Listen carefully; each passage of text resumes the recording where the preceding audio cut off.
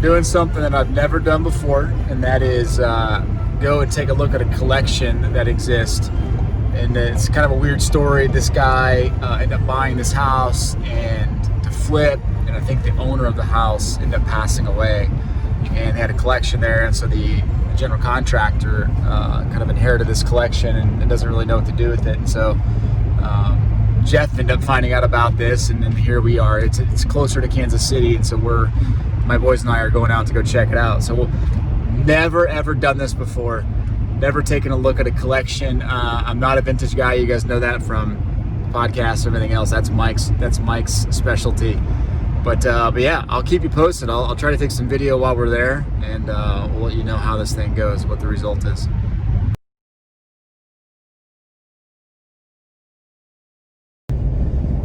All right, so we're just leaving, and you can't really see it, but our entire back is full of cards, and we end up spending a couple $1,000s on these cards.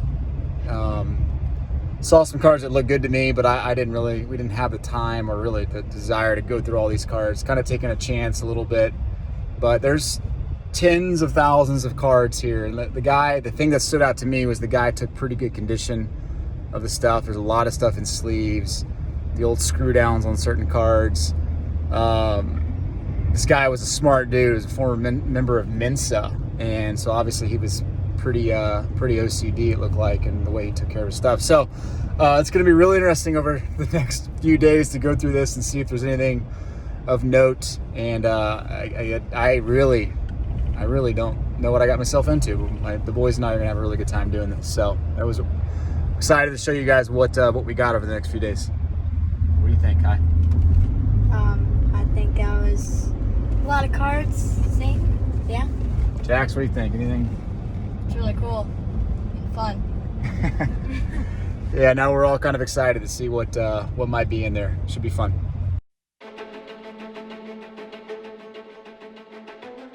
All right, so after a long week of work, finally able to dig back into the cards that I spent $2,500 on earlier this week.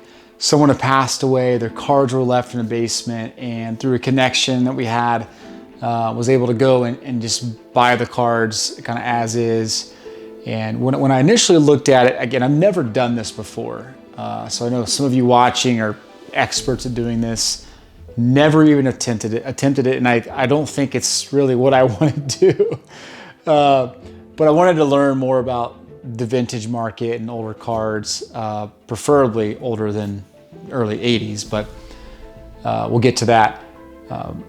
So I took this on as an experiment for myself and a chance for my boys and I and my oldest daughter for us to kind of just pick at this together. Now, I will say that I went in and I learned the hard way I got kind of excited about the first few things that I saw and just assumed that the rest of the content was going to be as good.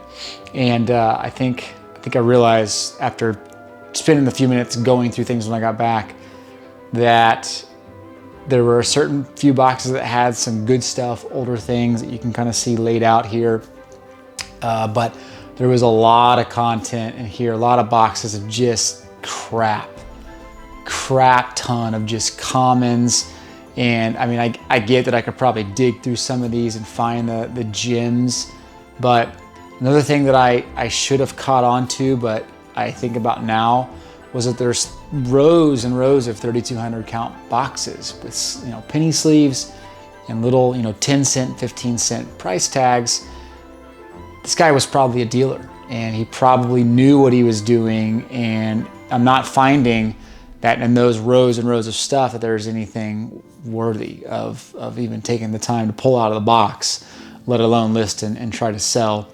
So anyway, all that said, I would love your feedback and kind of your approach to how do you start to process these things when you buy a massive lot? Do you start grabbing stuff out of the 3,200 count boxes and trying to look for things there? Do you sell off some of the higher end things?